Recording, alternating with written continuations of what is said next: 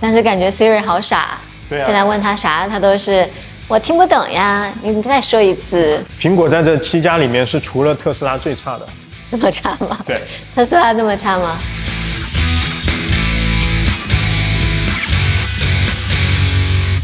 美股领头羊，讲你听得懂的美股。大家好，欢迎来到美股领头羊，我是莱纳德。Hello， 我是 Evelyn。首先我要声明一下，这个频道叫美股领头羊，不是说我是 YouTube 里面美股讲的最好的，也不是说就是我一定能带着大家在美股里赚最多的钱，而是说我本人就是比较喜欢这个名字，并且我也是姓杨，所以刚好谐音上，然后这样的话做一个让大家印象深刻的名字。今天讲美股的7巨头，就是带领美股上涨的一个最重要的推动力。因为这7家公司占整个美股，像纳斯达克可以占到40%，然后在标普500也能占到25%，所以他们这几家公司的上涨对于整个大盘是非常重要的。直入主题，先讲第一家公司苹果。07年发布 iPhone 以来，就苹果一直是在美股是和埃克森美孚公司是交替领先，作为市场价值的第一。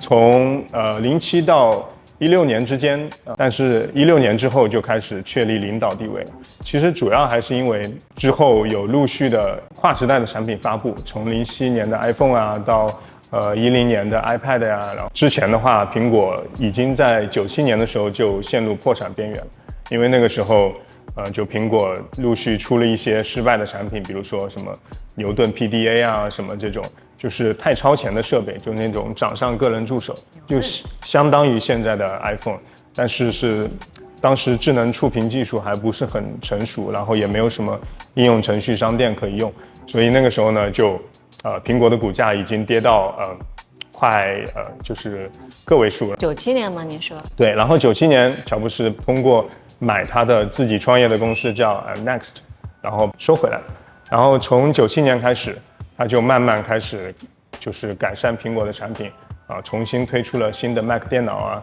但是最重要的还是04年吧，推出了 iPod 的音乐播放器，然后就让苹果从此开始翻身。当时好像刚开始下那些音乐还得要用那个 iTunes， 然后就把所有的音乐都对，还有下载进去。对，其实现在想想，当时是很麻烦的，但是现在呢，基本上 Apple Music 你就花会员费就可以听所有的歌了这个其实是 Spotify 先出的这个会员费的模式，然后后来苹果才跟进的。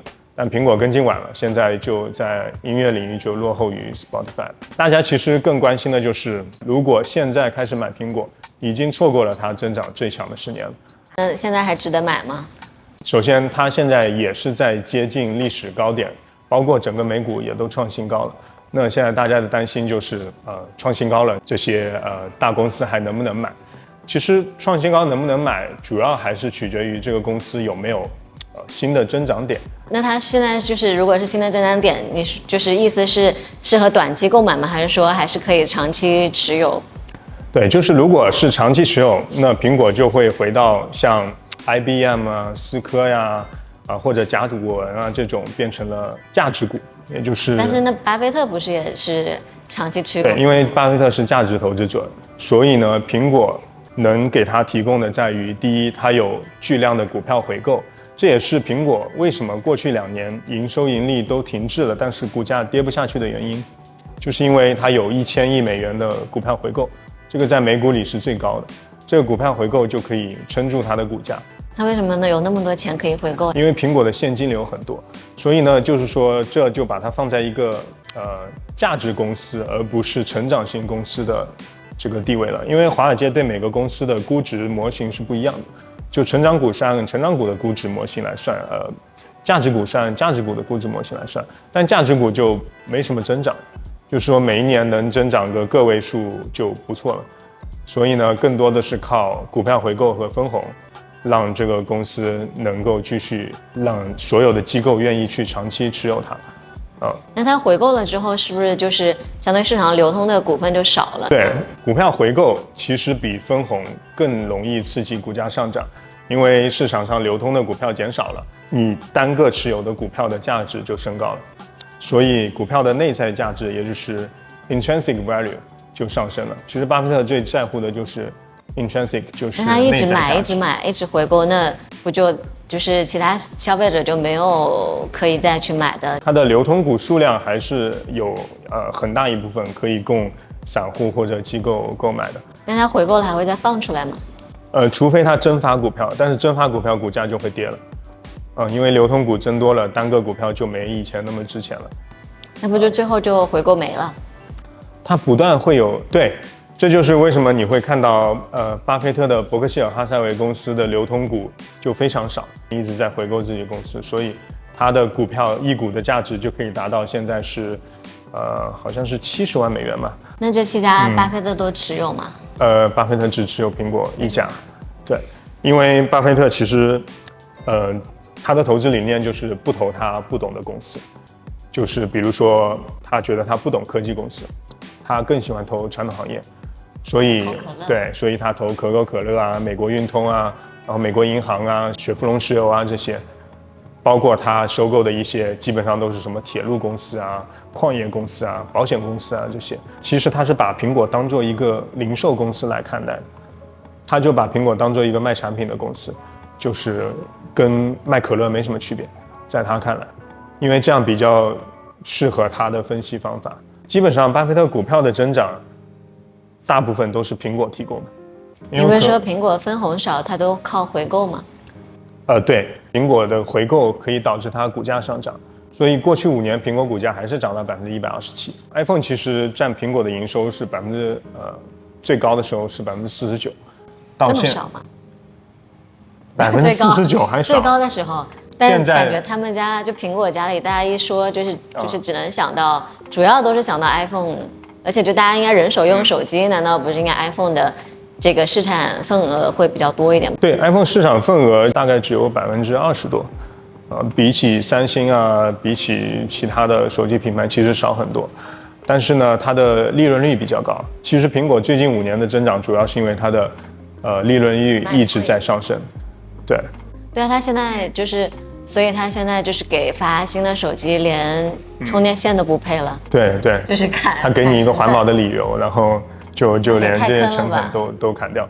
对，因为它的利润率还是能维持在30%多，就是 gross margin 毛利率非常高。但是呢，它的新增业务并没有让华尔街感觉印象深刻。比如说，其实20年以后，苹果一直想说服华尔街，让他们把这个关注点放在它的最强增长的业务，也就是 service 服务业务。它最强增长是到21年的时候，当时有涨到27%的营收增长。比如说，我们去买苹果一个 app， 也会有一部分就是分给了他们。所以现在由于苹果被反垄断了，那这个方面他就不敢收太多。所以现在最新的新闻就是他允许 Spotify 自己在自己的官网去收这个会员费了。那他这样子的话，他的这个盈利，对，他的收入就会少。所以大家可以看到，苹果的服务收入最近5年已经下降了，所以呢，苹果的股价之所以现在还能撑在这个水平，主要还是靠它的股票回购，并且有很多机构长期持有。那慢慢，它就会变成像可口可乐或者美国银行这样的公司。苹果有什么人工智能吗 ？Siri 啊？对啊，就是最早的 Siri。其实 Siri 最早出现的时候是非常领先的，就乔布斯最早把 Siri 发布的时候，当时世界都很震惊，有一个语音助手。对，现在感觉 Siri 是最傻的语音助手。对啊。现在问他啥，他都是我听不懂呀，你再说一次。对啊，就是其实大家可以发现，就是苹果最新说的什么 Apple Intelligence， 实际上它还是 Siri 的壳，然后加了一些 GPT 的帮助，但实际上它远没有 GPT 好用。哦，对，而且跟他讲话的时候就只能设定一种语言，中文就是讲中文，英文就讲英文，不然他听不懂。但是感觉就是跟 GPT 聊天的时候，它可以中英文切换。啊，对啊，所以其实我甚至更愿意去用 GPT 作为语音助手，而不是用Siri， 因为 GPT 也可以直接语音对话，或者是朗读，或者是这个文字都行。就是说，苹果现在主要之所以不被华尔街看好，还是因为它在人工智能方面落后了。因为苹果一直觉得自己可以后来居上，就是他觉得自己可以做打磨产品的那个人，而不是研发产品的那个人。那不就是高级山寨？对，就是他最早也不是他第一个出，比如说智能手机，但是苹果先把智能手机做到了最完美、最这个用户界面最方便，能让大家可以去用这个多点触摸技术。苹果也不是最早做图形系统的，图形系统最早是施乐做的，也就是叫 Xerox 那家公司。那他现在施乐去哪里？施乐现在做打印机了，但是乔布斯后来也被微软剽窃了他的图形操作系统，所以现在大家看到的 Windows 其实是抄了2遍的系统。但是 Windows 系统感觉好像是比那个 Mac 的系统就是更被大家接受，然后更对，因为它最早和所有这些 PC 厂商合作预装了 Windows 的系统，但是苹果不愿意开源，不愿意把自己的系统交给比如说惠普、戴尔、华硕、宏基这些公司，但是微软在所有这些出厂前就预装了微软系统。那现在说如果苹果未来5年能不能投呢？其实我觉得，如果苹果未来5年没有新的爆款的产品的话，其实过去5年还是有的。比如说，苹果耳机卖得很好，最早其实就是因为苹果收购了Beats， 然后后来把这个耳机业务慢慢做大了。总的来讲 ，AirPod 的营收还是太少了。就是华尔街给一个公司估值呢，主要还是看这个公司的第一，它最大的营收来自于哪里。现在他们一直叫苹果是一个 iPhone maker， 因为它还是一个造手机的公司，它最大的营收来自于手机，其他的 iPad 啊、Mac 啊占比非常少，所以他一直想让服务的收入能让华尔街去重视，但是服务收入现在也开始下降了，包括新出的新产品这个。就是那个虚拟现实设备 VR Vision Pro， 因为 Vision Pro 卖得太贵了，$3500，但是呢 Meta Quest 3它只卖$350。为什么可以差这么多？对，就是它确实配置比苹果差很多，但是它第一比较便宜，第二它能实现应该有的功能。现在大盘的买盘非常强，其实关税其实你可以发现并没有把物价拉起来，最新出的通货膨胀数据还是非常低。加拿大好像1.7现在。对，美国这边也就是2.5左右。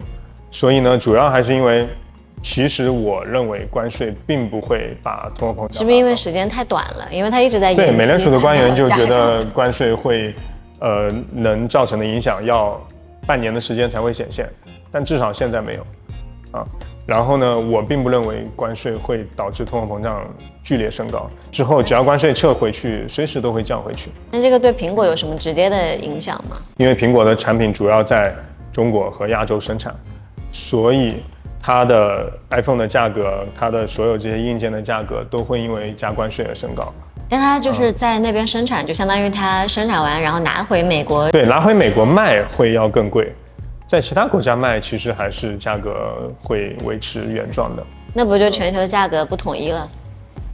会有这样子吗？会啊，所以呢，就是你如果想维持原价的话，你就要自己把成本吃掉，然后还是原价卖给消费者。因为其实对于企业来讲，如果连产品都卖不出去，那就营收就没有了，就没有 revenue， 没有 revenue 就提不了这个earning， 就谈不上盈利了。其实我一直认为，只要没有人买，商家就一定会把价格降下来，因为你产品都卖不出去，你就没有钱进账，你更谈不上盈利的增加。所以呢，商家如果自己把成本吃掉的话，他有可能通过裁员去降成本，有可能通过自己公司内部去缩减成本，而不是把成本转嫁给消费者。所以这2年感觉科技公司裁员好多。对，所以其实裁员就会导致这个失业率上升，失业率上升之后，美联储就更容易降息。这也是特朗普想要达到的，就是逼美联储降息。为什么一定要逼美联储降息呢？其实并不是说降息股市会涨，然后特朗普的这个政绩就会好，而是降息可以把这个美债收益率降下来。美债收益率最高的时候，今年到了4.5、4.6，这也是特朗普当时把关税收回来的那一天。美债收益率具体是干啥的？美债收益率决定了美国在全世界借的钱，也就是全世界借的美债每一年要付出去的利息。比如说，美国在全世界借了2万亿美元，那这2万亿其中有4.5%就得付利息，这是每一年必须付，如果不付就是违约。美国已经200多年没违约了，他不可能冒着违约的风险的。那他能做什么呢？就是把美债收益率压低。好，最后我们来讲一些就是基本面和技术面。我们先说基本面，最重要的一个面就是基本面，技术面是最不重要的。基本面叫 fundamental， 就是基本上就是企业的财务数据，这个是最重要的。然后呢，第二重要的是消息面，第三重要的是技术面。比如说吧，突然出一个好的财报，就一下能改变技术图形的走势，所以基本面是可以决定技术面的。突然来一个好的新闻，比如说苹果说这个跟 OpenAI 合作了，把 GPT 加入 Siri 了。这就为什么去年苹果股价涨的原因。技术面只能用来做短期的。那就是一般很多一些投资公司，他们不是都有设置就自动的买入买出？那他们不就是按照那个就是技术面？对，他们主要是按照技术面，就是量化交易啊什么的，机器自动交易。但这些对于我们来讲的话，我们做不到，那样的高频交易。然后呢，市盈率就是股价除以这个公司的每股盈利。那一般市盈率就是在什么的范围内比较？对，一般来说，科技公司的市盈率可以高一些，可以高是多高？就是比如说20到30到40之间，但是传统行业的市盈率一般是10到20之间是比较好的。每股盈利呢，就要用它的盈利去除以它的发行股数量了。苹果现在市盈率，首先市盈率有2种，一种叫forward PE 预期市盈率，这个是分析师对于苹果未来的盈利的预期给的这个每股盈利的数值，一个平均数值。还有一个叫过去市盈率，叫 trailing PE。trailing PE 就是大家一般认为上的 PE， 跟过去1年对比。现在苹果的市盈率是过去市盈率就是 PE 是31。那这个算高还是合理范围？还是首先在整个科技行业里，这个不算高的。但是由于苹果不是科技行业里的成长型股票，所以这个对于它来讲算高的。市盈率一般来说，第一跟大盘对比，现在整个标普的市盈率是23，所以苹果31比23高很多。太贵了吗？就是。对。第二呢，苹果对于这个行业来讲，它的市盈率也算高估的，因为一般来说是20到30之内比较合理，它只是稍微高估了一点，但是它没有到过度高估。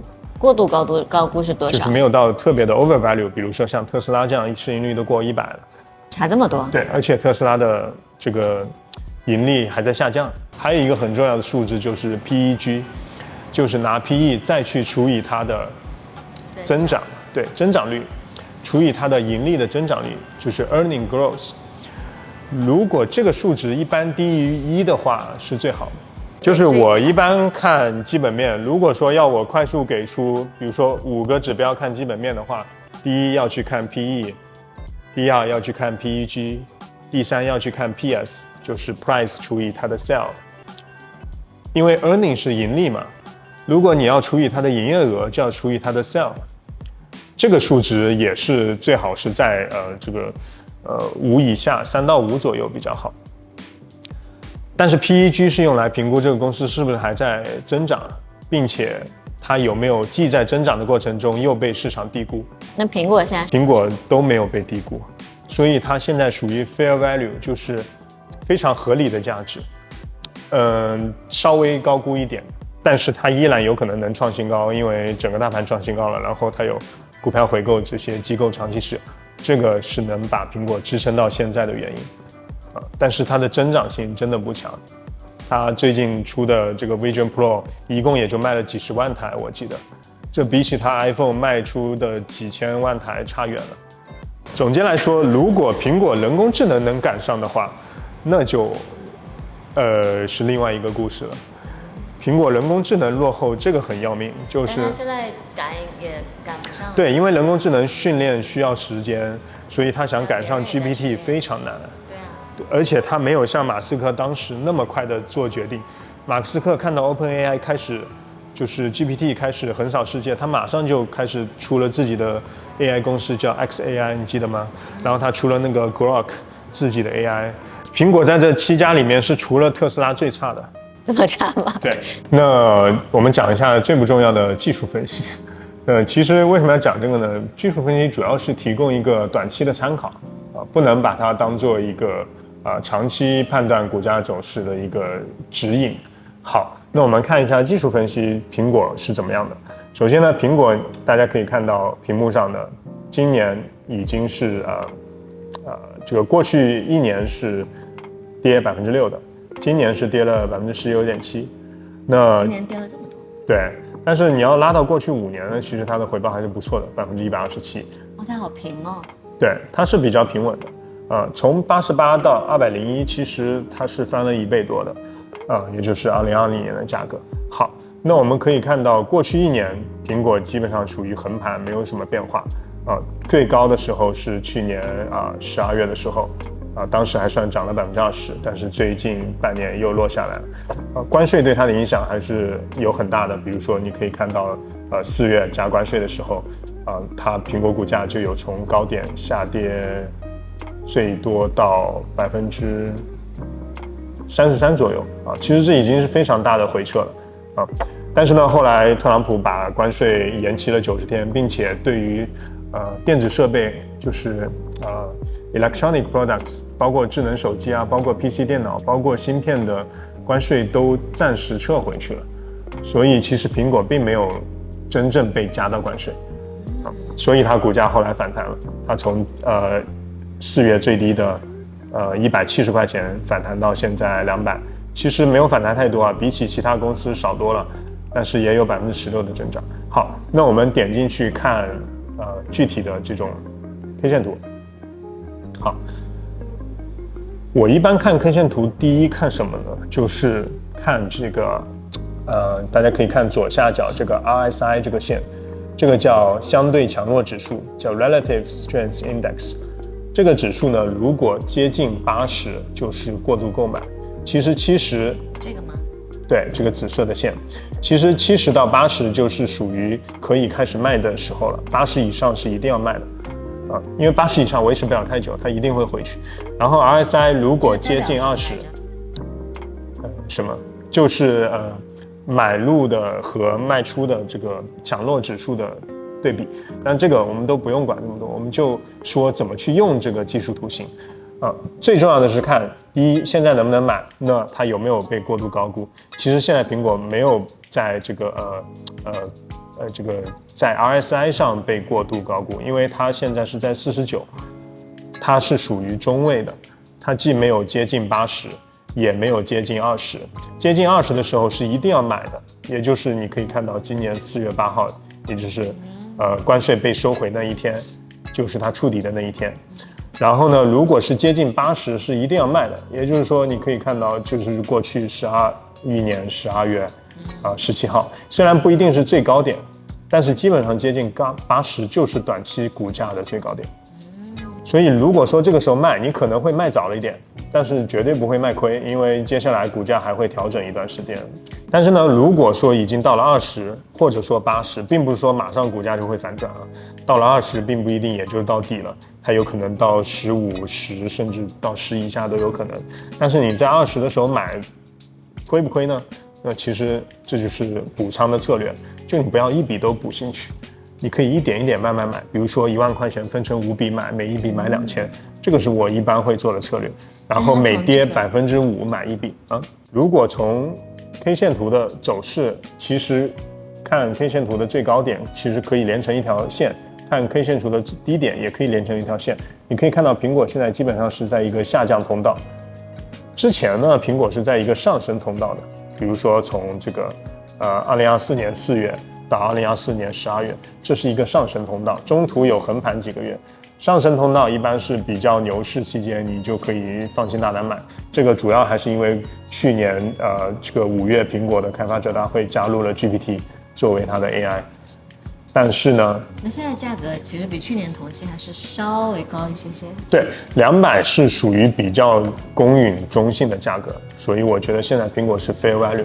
但你要说它能不能回到250甚至259、260的最高点，有可能的，但是不会那么快，它需要一段时间慢慢突破高点，它需要至少突破它现在的调整区间，也就是190到这个210的调整区间。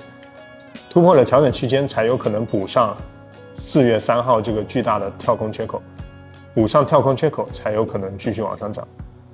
什么顶背离、底背离那些一般比较容易误导，我不会去看那些。K 线图还有一些比较重要的就是比如说这个50日平均线上面紫色的一条随着股价波动的线，200日平均线就是长期的股价波动的平均线。首先最重要的就是50日平均线和200日平均线的交叉点，其实我觉得所有技术分析只有3个是最可靠的。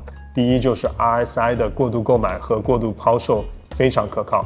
第二就是这个黄金交叉和死亡交叉这2个非常可靠。什么是黄金交叉呢？就是你可以看到这个点，这个是去年6月11号、6月12号。就是50日平均线穿过200日平均线，这个叫做 Golden Cross 黄金交叉，就是短期股价的这个 momentum， 也就是动能，它已经强势到已经可以超过长期的股价的平均走势了，所以它穿过了这个200日平均线，就变成黄金交叉。这个时候是一个非常就是公认的非常好的买点，虽然你没有买到之前的最低点但是已经开始交叉，说明股价已经开始反转了。因为买之前在底部徘徊的这个低点是有风险的，它有可能跌得更低。但是这一个跳空缺口就是苹果开发者大会之后的跳空缺口，就是说明市场对苹果开始改观了，开始对它的估值开始乐观了，所以它的估值就要重新调整。其实每一次开发者大会或者财报都是重新给这个公司估值的过程，所以它后来的股价就反转了。那股价反转之后，一直50日平均线一直往上，200日平均线也稳定的跟随。但是到今年4月1号的时候，你可以看到50日平均线紫色线穿过200日平均线，是向下穿过，而不是向上穿过。这个就叫death cross， 叫死亡交叉。那这种交叉就是一个熊市开始的征兆，就是对于苹果来讲，它自己的熊市开始了。虽然呢没有在最高点让你看到，但最高点我说了，你其实要看 RSI， 而不是看这个上面的 K 线。但如果说你当时还没卖掉，你后面还要等的话，到死亡交叉的时候就不要等了。你如果再等的话，它就越跌越低，越跌越低等到50日平均线再穿回200日平均线上方，那就是又是一个黄金交叉，那个时候再买都来得及。有的人很多博主什么5日均线、10日均线、15日、20日、30日什么均线都加一圈，那就会把自己绕晕了。其实最重要的就是50日和200日均线。